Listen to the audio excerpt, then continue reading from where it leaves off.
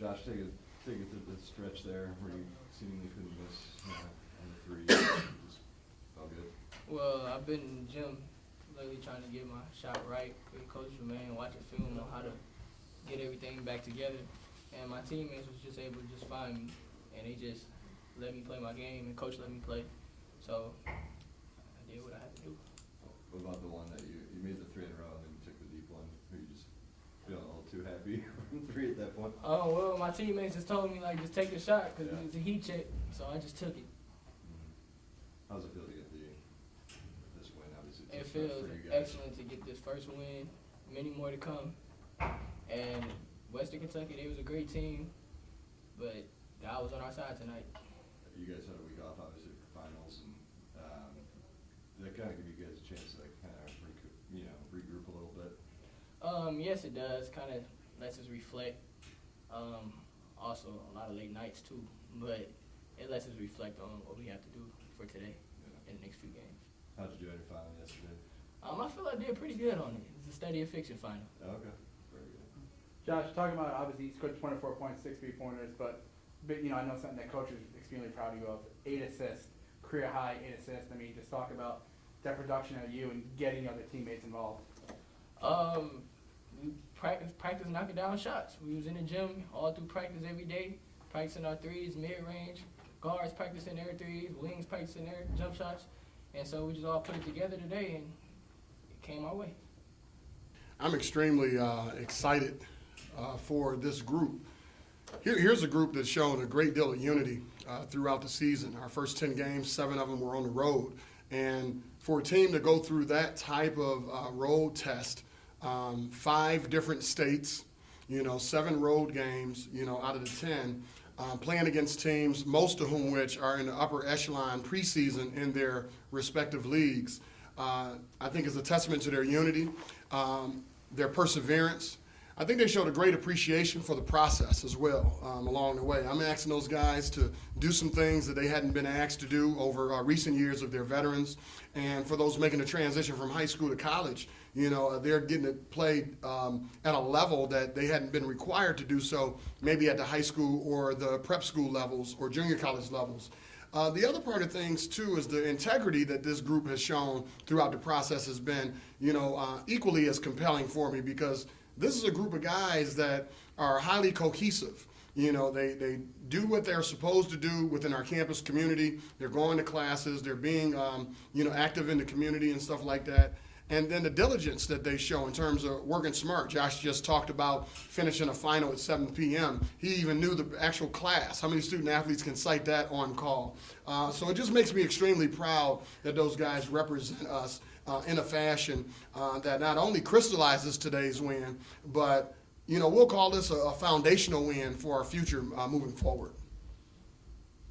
I feel like you got the monkey off your back a little bit with this win? You know what? Maybe not so much for me. I'm a process-driven coach. But for our players, here's a group of guys, I think of Chris Jenkins, I think of Gerard Williams, I think of Pat Robinson, I think of, guys like Matt Grant who are seniors for us that, won 16 games last year, that's, been in situations where they may have started the season last year. I think when they were playing Kentucky, they stood at 6-3 going into that game. And so for them to be at this point, to be able to get this win after losing 9 straight, I think it definitely gets the pressure, off those guys leading into the next game against IPFW. Jaleel didn't start today, just minor violation or something? No violation at all. Actually, Jaleel Hogan had a lion's share of work to do academically this semester with his finals. So believe it or not, what you saw Jaleel Hogan do was actually a miracle because Jaleel Hogan didn't practice this week. So as protocol, I typically don't start players that aren't able to practice for us, in the spirit of full disclosure. He's such a beast inside. He can be such a big presence for you inside. I mean, how much is a concern to keep him on the floor, with, out of foul trouble? I mean, obviously that's been an issue for him. It was an issue again today. I mean, how important is that? I think it's very important for us to be able to keep our most formidable players in the game. One of the ways that we look to manage fouls is through schemes. Sometimes we will double off the passer. Sometimes we will front the post. Sometimes we'll send a post double, in a variety of ways. Sometimes we'll play zone, to try to protect those guys. The chess game that goes on in non-conference, play is you don't want to show all your schemes early and get it on video for your conference opponents to dissect what you do. So it's a little bit of a, risk, that you take, early on. Fortunately, Malik Eichler was able to step in. Fortunately, we have guys like Cole Long that's versatile enough to play inside and out for us, as well as Chris Jenkins, and then Gerald Blackshear, to the degree that he can, gives us minutes, at those positions. But moving forward, I think we'll do an even better job through schemes to protect those guys from foul trouble. Right. You didn't have anybody foul out today, which has been kind of a rarity for you. I mean, you guys are like second most fouls in the country. You're not that concerned about that at this point, or is it a concern? Well, it would be a concern, and let's talk about that, because that's a compelling point you bring up. To have the fouls that we have is not a function of our assertiveness defensively, that's for sure. But when you look at fouls, by nature, what it really tells you is that we're in poor position a lot of times defensively and or offensively. Offensive fouls can occur as well. And so that poor positioning is a process in which we are trying to grow in with regards to being there on the catch. You might have saw me, hold my fingers up and tell Chris Jenkins, you're just an inch away from that zone up in that ball screen action where you're supposed to rotate over and be there for a guy. And oftentimes when you're not working early in those instances, thank you, it could serve as the ingredients towards those numbers that you cited there with regards to fouls. I think the other part of things, too, that we have to cite is the large bevy of inexperience, not only in what I'm asking them to do scheme-wise, but the inexperience from the Corey Allens, the Deshaundre Blacks, the Malik Eichlers, the Cole Longs, and others, out there, so that all of that stuff, the cumulative effect of it, lends to us looking as if we're foul prone, but it's definitely not something that's a part of our strategy. I think it's a part of our learning curve. Now, Coach, how crucial is it to get some scoring out of Josh and also Corey Allen down the stretch in a game like today? How crucial is that for you guys? Excuse me. I think it's I think it's pivotal for those guys to be able to generate scores in those instances, and for two reasons. One, when you talk about Corey Allen and Josh McFolley, they play the two for us by definition. Now, Josh will play some spot minutes at the point guard spot, but their job is to come in the game and hunt scores. When they have time, space, and can find the seams, we expect them to take shots, similar to what Josh was alluding to in his remarks. And so it's very important for those guys to be aggressive at all times, to keep defenses honest, because what it does, it not only opens up the floor and widens the floor for our interior play of Jaleel Hogan and others, but it also provides us the space we need to drive downhill and things of that nature with other players like Chris Jenkins, and others that may be on the court with them. So today, essentially, we took the same shots we've been taking all season. Fortunately, maybe the week off, I gave him 3 days off this week due to finals. Fresh legs may have contributed to 60% shooting from behind the arc. How impressed were you with the play of Cole Long, especially when he had that late game steal? How impressed were you with that and his overall play? Yeah, I was very happy for Cole. I'm going to tell you why.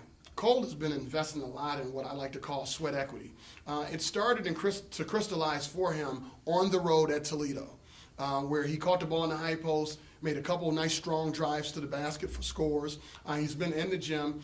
He's by far the guy on our roster that bugs the coaching staff to get in the gym the most, without question. So now he's enjoying the fruits of his labor, and he's able to draw on that confidence from that investment in what you saw today. A little dicey down the stretch there. How many free throws are these guys going to shoot in practice this week? You know what? I think Monday's practice is going to call for a good 40% investment in free throw shooting. Now, we're already at about 30, so I'm going to add 10% more to it. And I think it's just in-game anxieties. What everyone's seeing right now is what you described earlier, that pressure that's on the back of our student athletes to get that first win after a 9-game losing streak, which is really uncanny for us here in Titan territory, regardless of the year. We have a tremendous tradition here where we expect to win. We expect to usher in championships. We expect to be in the hunt for NCAA tournament considerations. And so when you're sitting at that free throw line, you're thinking, not just about making the free throw and your routine and your, mechanics. You're also thinking about, oh man, what if I'm the guy, that screws this game up? And so those natural anxieties that you see, I think really played, a huge part into that 54% shooting from the charity stripe. As we were coming into the game off a contest where we shot 72%, from the free throw line. So I'm looking for that stat to become better for us as the season goes on, because we do have really good shooters. Now the job, for me as a coach is to make sure by design I'm getting the right players to the line based on the actions that we draw up. With Josh, I mean, he missed that one late, but he came right back and got the steal on the way out. I mean, how impressed is that? That you're not dwelling on something, you're getting right back on defense rather than dwelling on a potentially big missed free throw. We talked all season long, and we'll continue to do that, about next possession. We break the game down in small increments, 4-minute wars, and within those 4-minute wars, just win that possession. So even if that free throw trip is a part of that possession and it ends, what's next? And Josh, did a phenomenal job of showing that today. 3 steals, a career high on assists. I think the young man has the potential to keep getting better and better as long as he continues to exercise the proper mindset. Coach, is there an advantage maybe to getting the losing, to have that happening right now, the losing before Horizon League play officially starts? Is there an advantage at all to that, do you think? The hidden advantages to the way we designed our schedule this year is simply this. 7 out of the 10 first games were on the road, okay? So again, when you're a new coach coming in, establishing a culture, I think it's important to note that those road games help speed up the connectivity amongst the coaches and the players, because we're in a hostile environment. Nobody's there but us. No parents, no relatives, no friends, and so the only voices that they're hearing is those of each other and the coaching staff. So it's this little wilderness experience, if you will. The next 10 games has a lion's share of home contests. This is one of 4 of a homestand that we're in right now currently, finishing out our non-conference slate, then opening up against Northern Kentucky and Wright State. The last 10 games, which brings credence to the way we scheduled on the front end, has a series of games that will be on the road. So now those instances aren't a shock to our players. And so now they're going into road venues, whether that be at Valparaiso and other places in the Horizon League, where they've been to the Murray States, who win 83% of their games at home. They've been to Florida State. They've been to Illinois. They've been places like New Hampshire, who's good in the American East. East Tennessee State, who just knocked off Mississippi State the other night. And so they're prepared for those moments. And what we're hoping for is to build that momentum based on that exposure so that we can be playing our best basketball towards the back end of the season.